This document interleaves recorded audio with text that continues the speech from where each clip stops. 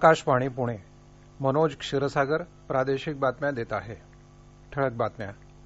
1 मार्चपासून देशातल्या 60 वर्षांवरील व्यक्तींना कोविड-19 प्रतिबंधक लस देण्याचं प्रयोजन.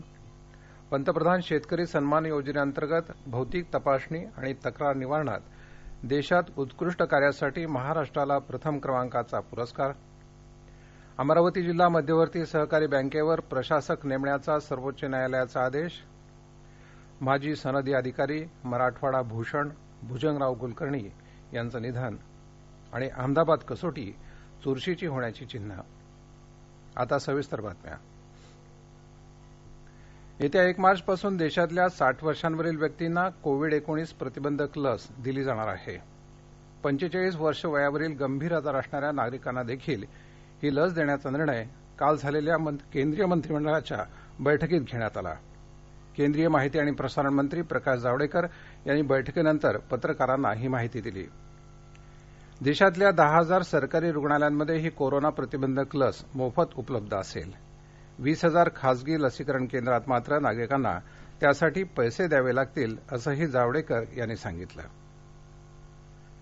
केंद्रीय मंत्रिमंडळानं माहिती तंत्रज्ञान क्षेत्रातील देशी हार्डवेअर उत्पादनाला प्रोत्साहन देण्यासाठी सुरू केलेल्या अनुदान योजनेलाही मंजुरी दिली. याबद्दल माहिती देताना केंद्रीय माहिती तंत्रज्ञान मंत्री रविशंकर प्रसाद यांनी सांगितलं की या देशी उत्पादनांमध्ये लॅपटॉप, टॅबलेट, सर्व्हर आणि बहुपयोगी संगणक यांच्या निर्मितीसाठी प्रोत्साहन देण्याचा प्रयत्न आहे. यासाठी 4 वर्षांमध्ये 7,350 कोटी रुपये देण्यात येतील. त्यामुळे या क्षेत्रात प्रत्यक्ष आणि अप्रत्यक्षरित्या 1,80,000 जणांना रोजगार उपलब्ध होऊ शकेल. पंतप्रधान शेतकरी सन्मान योजनेअंतर्गत भौतिक तपासणी आणि तक्रार निवारणात देशात उत्कृष्ट कार्यासाठी महाराष्ट्राला प्रथम क्रमांकाचा पुरस्कार काल केंद्रीय कृषी मंत्री नरेंद्र सिंग तोमर यांच्या हस्ते प्रदान करण्यात आला. राज्याचे कृषी मंत्री दादा भुसे यांनी तो स्वीकारला. प्राप्त तक्रारींचा विक्रमी निपटारा करत देशात पहिला क्रमांक पुणे जिल्ह्यानं पटकावला असून जिल्हाधिकारी डॉक्टर राजेश देशमुख यांनी त्यासाठीचा पुरस्कार स्वीकारला. लाभार्थी भौतिक तपासणीचं 100% उद्दिष्ट पूर्ण करत देशात पहिला क्रमांक अहमदनगर जिल्ह्यानं पटकावला असून जिल्हाधिकारी राजेंद्र भोसले यांनी तो पुरस्कार स्वीकारला. या योजनेत शेतकरी कुटुंबाच्या बँक खात्यात प्रत्येकी 2,000 रुपये याप्रमाणे 3 हप्त्यात वर्षभरात 6,000 रुपये जमा होतात.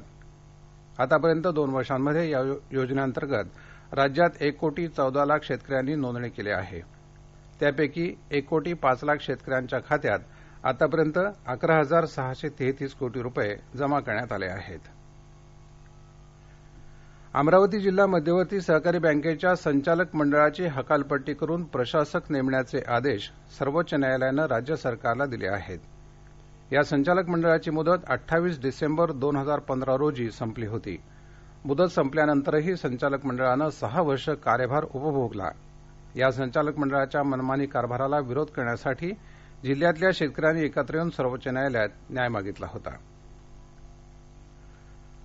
ग्रामीण स्वच्छ भारत मिशनच्या दुसऱ्या टप्प्याचा भाग म्हणून सिंधुदुर्ग जिल्ह्यातील गावोगावी घनकचरा आणि सांडपाणी प्रकल्प उभारण्यात येणार आहेत.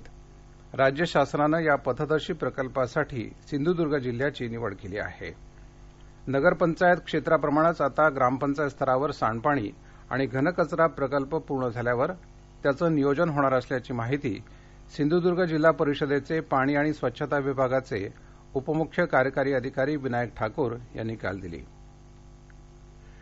राज्यात विजेचे दर कमी करण्यासाठी आणि शेतकऱ्यांना दिवसा 8 तास वीज पुरवठा देण्याकरता नियोजन करण्याचे निर्देश राज्याचे ऊर्जामंत्री डॉक्टर नितीन राऊत यांनी काल मंत्रालयात झालेल्या बैठकीत महावितरणला दिले. अन्य राज्यांच्या तुलनेनं औद्योगिक ग्राहकांचे वीज दर जास्त असल्यानं राज्यात उद्योगधंदे वाढीला अडथळा निर्माण झाला आहे. राज्यातील उद्योगांचे वीज दर कमी करणं गरजेचं आहे. त्यामुळे वीज दर किमान 1 रुपया प्रति युनिटनं कमी करण्यासाठी प्रयत्न करावेत आणि सोबतच घरगुती आणि वाणिज्यिक दरही कमी करण्यासाठी नियोजन करा असे निर्देश राऊत यांनी दिले. पंतप्रधान नरेंद्र मोदी यांच्या हस्ते 2 मार्च रोजी मेरीटाईम इंडिया समिट 2021चं मुंबईत उद्घाटन होणार आहे. 2 ते 4 मार्च दरम्यान दूरदृश्य प्रणालीद्वारे या परिषदेचं आयोजन केलं जाणार आहे. यंदा ही परिषदेची दुसरी आवृत्ती आहे. पहिली परिषद 2016 मध्ये मुंबईतच झाली होती. या प्रादेशिक बातम्या आपण आकाशवाणीच्या पुणे केंद्रावरून ऐकत आहात. या बातम्या आपण न्यूज ऑन एआयआर या ऍपवर देखील ऐकू शकता. ताज्या अपडेट्ससाठी आपण आम्हाला फॉलो करू शकता. आमचं Twitter handle @AIRNews Pune, Facebook page All India Radio News Pune आणि Marathi News Pune All India Radio या आमच्या युट्यूब चॅनेलवर. कोणालाही कौतुक केलं की बरं वाटतं. पाठीवर शाबासकीची थाप बसली की नवा हुरूप मिळतो. केलेल्या कामाचा आदर राखला गेला की समाधान मिळतं. हो ना. अहो मग आपले जे बांधव दिवस रात्र आपलं शहर स्वच्छ ठेवण्यासाठी जीवापाड मेहनत करतात त्यांचं कौतुक नको का करायला. ह्यासाठीच स्वच्छता ऍप डाउनलोड करा. तुमच्या अभिप्रायाची कौतुकाची थाप नक्की द्या आणि स्वच्छता सर्वेक्षणात आपल्या शहराला जिंकून द्या. स्वच्छ शहर तुमची आमची सगळ्यांचीच जबाबदारी. स्वच्छ सर्वेक्षण 2021 नगर विकास विभाग महाराष्ट्र शासन. नांदेडहून आता दररोज विमानानं मुंबईला जाता येणार आहे. यासोबतच नांदेड शहर हवाई मार्गानं जळगाव आणि अहमदाबादला देखील 2 मार्चपासून जोडलं जाईल. नांदेडहून हैदराबाद नांदेड मुंबई आणि मुंबई नांदेड हैदराबाद अशी परतीची विमानसेवा मंगळवार, बुधवार, गुरुवार या आठवड्यातील 3 दिवस सुरू राहील. आता आठवड्यातील उर्वरित 4 दिवस अहमदाबाद, जळगाव, मुंबई, नांदेड आणि परत अशी सेवा सुरू राहणार आहे.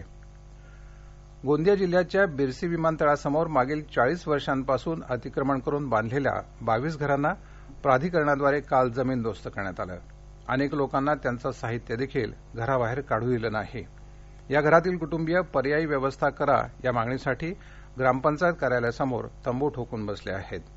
2 वर्षापूर्वीच स्वतः बिरसी विमानतळ प्राधिकरणानं त्यांच्याकरता सार्वजनिक शौचालय बांधून दिलं होतं.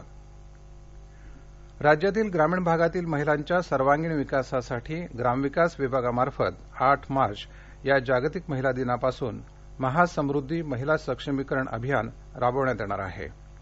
ग्रामविकास मंत्री हसन मुश्रीफ यांनी काल मुंबईत ही माहिती दिली. या अभियान काळात शासनाच्या विविध योजना महिलांपर्यंत पोहोचवून त्याचा त्यांना लाभ देण्यात येईल.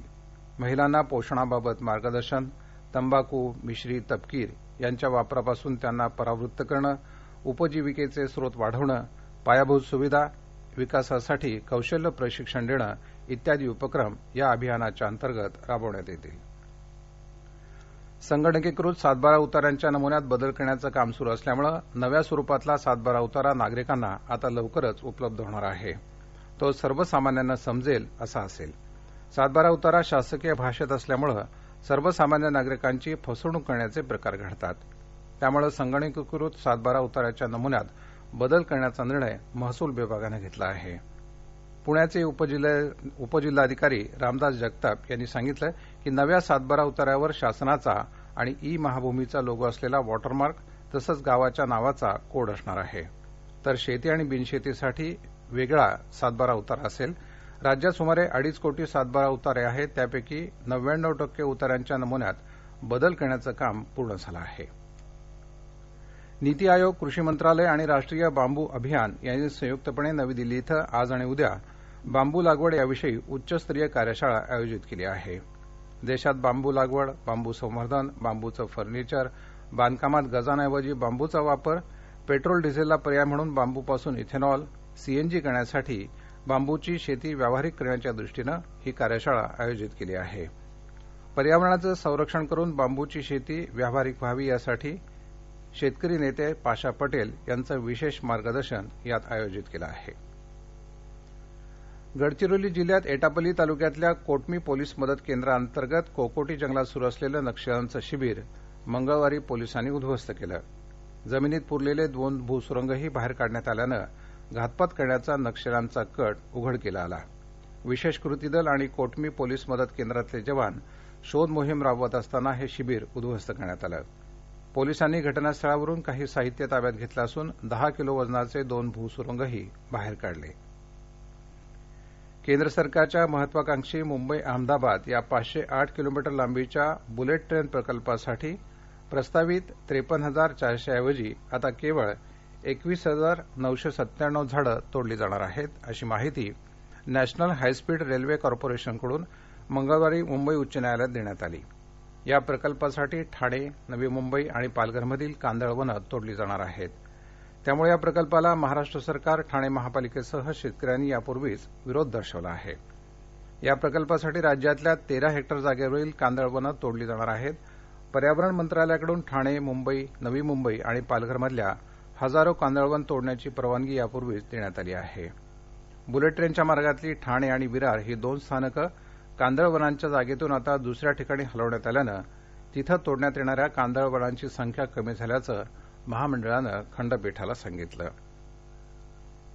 सातारा जिल्ह्यातील वाई इथला बंगला भाड्यानं घेऊन त्यामध्ये आधुनिक तंत्राच्या मदतीनं गांजा लागवड केल्याप्रकरणी जर्मनीतल्या दोघांना सातारा पोलिसांनी अटक केली होती. त्यांची रवानगी न्यायालयाच्या आदेशानं कारागृहात करण्यात आली. तिथं त्या दोघांनी मंगळवारी रात्री विवस्त्र होत गोंधळ घालून सीसीटीव्ही कॅमेरे तसंच दारांची मोडतोड केली आणि कारागृह रक्षकांना मारहाण केली. या प्रकरणी त्या दोघांवर शासकीय कामात अडथळा आणत मालमत्तेचं नुकसान केल्याचा गुन्हा सातारा शहर पोलीस ठाण्यात नोंदवण्यात आला आहे. येत्या 8 मार्चपासून सर्वोच्च न्यायालयात सुरू होणाऱ्या एससीबीसी आरक्षणाच्या सुनावणीच्या पार्श्वभूमीवर राज्य शासनाच्या मराठा आरक्षणविषयक मंत्रिमंडळ समितीनं मंगळवारी बैठक घेतली. उपसमितीचे अध्यक्ष आणि सार्वजनिक बांधकाम मंत्री अशोक चव्हाण यांच्या अध्यक्षतेखाली झालेल्या या बैठकीत सुनावणीच्या तयारीच्या आढाव्यासह मराठा समाजाच्या अनेक प्रश्नांवर चर्चा झाली. तसंच मराठा आरक्षण टिकवण्यासाठी केंद्र सरकारकडून अपेक्षित असलेल्या सहकार्यावर विचारविनिमय झाला आणि राज्याची भूमिका पुन्हा एकदा केंद्राला कळवण्याचं निश्चित करण्यात आलं. या बैठकीनंतर प्रसारमाध्यमांशी बोलताना अशोक चव्हाण म्हणाले की देशातील अनेक राज्यांमधून त्यांच्या आरक्षणाचं प्रकरण मराठा आरक्षणाच्या प्रकरणाशी जोडावं अशी मागणी करणाऱ्या याचिका न्यायालयात दाखल झाल्या आहेत. मराठा आरक्षणाचं प्रकरण ईडब्ल्यूएस तसंच इतर राज्यांच्या आरक्षण प्रकरणाशी जोडावं ही राज्य सरकारची देखील भूमिका असून तशी विनंती सर्वोच्च न्यायालयात यापूर्वीच करण्यात आली आहे. मराठा आरक्षण प्रकरणामध्ये इंदिरा साहनी निवाड्याचा संदर्भ असल्यानं ही सुनावणी 9 किंवा 11 न्यायमूर्तींच्या खंडपीठासमोर व्हावी अशी राज्य शासनाची अपेक्षा आहे असंही ते म्हणाले. माजी सनदी अधिकारी आणि परळी तालुक्याचे भूमिपुत्र भुजंगराव कुलकर्णी यांचं काल निधन झालं. ते 103 वर्षांचे होते. मराठवाडा आणि महाराष्ट्राच्या विकासाबद्दल जागरूकपणे कर्तव्य बजावलेले आणि राज्याच्या जडणघडणीचे साक्षीदार असलेले एक अधिकारी हरवल्याची भावना सर्व स्तरातून व्यक्त होत आहे. परळी तालुक्यातल्या पिंपळगाव गाढे या गावी एका शेतकरी कुटुंबात भुजंगराव कुलकर्णी यांचा जन्म झाला. निजाम राजवटीत मेडक तालुक्यात तहसीलदार या पदावर सेवेत रुजू झाल्यानंतर विविध पदांवर त्यांनी काम केलं. मराठवाड्याच्या विकासाबाबत ते अत्यंत आग्रही होते. इंग्लंड विरुद्धच्या तिसऱ्या कसोटी क्रिकेट सामन्यात काल भारताच्या पहिल्या दिवसाअखेर 3 गडी बाद 99 धावा झाल्या होत्या. नाणेफेक जिंकून प्रथम फलंदाजी करणाऱ्या इंग्लंडचा पहिला डाव अक्षर पटेल आणि रविचंद्रन अश्विन यांच्या फिरकीपुढे गडगडत 112 धावांवर आटोपला. त्यानंतर सावध सुरुवात करणाऱ्या भारतानंही पहिल्या सत्रात 3 गडी गमावले. अहमदाबादमधल्या नरेंद्र मोदी स्टेडियमवर सुरू असलेल्या या सामन्यात भारताचा रोहित शर्मा 57 तर अजिंक्य रहाणे 1 धावांवर खेळत आहेत. 4 सामन्यांच्या मालिकेत दोन्ही संघांनी आतापर्यंत 1-1 सामना जिंकला आहे. पिंपरी चिंचवड शहर जिल्हा कुस्तीगीर संघाच्या वतीनं आयोजित करण्यात आलेल्या महाराष्ट्र केसरी निवड चाचणी स्पर्धेत महाराष्ट्र केसरी गट माती विभागातून भोसरीचा समाधान दगडे आणि गादी विभागातून आकुर्डीचा संकेत चव्हाण यांची निवड झाली आहे. हवामान. राज्यात उद्या सकाळपर्यंत हवामान कोरडं राहील असा वेधशाळेचा अंदाज आहे. शेवटी पुन्हा ठळक बातम्या. 1 मार्चपासून देशातल्या 60 वर्षांवरील व्यक्तींना कोविड-19 प्रतिबंधक लस देण्याचं प्रयोजन. पंतप्रधान शेतकरी सन्मान योजनेअंतर्गत भौतिक तपासणी आणि तक्रार निवारणात देशात उत्कृष्ट कार्यासाठी महाराष्ट्राला प्रथम क्रमांकाचा पुरस्कार. अमरावती जिल्हा मध्यवर्ती सहकारी बँकेवर प्रशासक नेमण्याचा सर्वोच्च न्यायालयाचा आदेश. माजी सनदी अधिकारी मराठवाडा भूषण भुजंगराव कुलकर्णी यांचं निधन आणि अहमदाबाद कसोटी चुरशीची होण्याची चिन्ह. आकाशवाणी पुणे केंद्रावरचं प्रादेशिक बातमीपत्र संपलं. पण यानंतर सकाळी 10:10 ऐका कोरोना संकटाशी सुरू असलेल्या युद्धाच्या राज्यभरातल्या बातम्या. कोरोना महाराष्ट्र या विशेष बातमीपत्रात कोरोना विरुद्धच्या लढ्यातली आव्हानं अद्याप समोर आहेत. म्हणूनच मास्क वापरा, स्वच्छता पाळा, अंतर राखा आणि विश्वासार्ह बातम्यांसाठी ऐकत रहा आकाशवाणी. नमस्कार.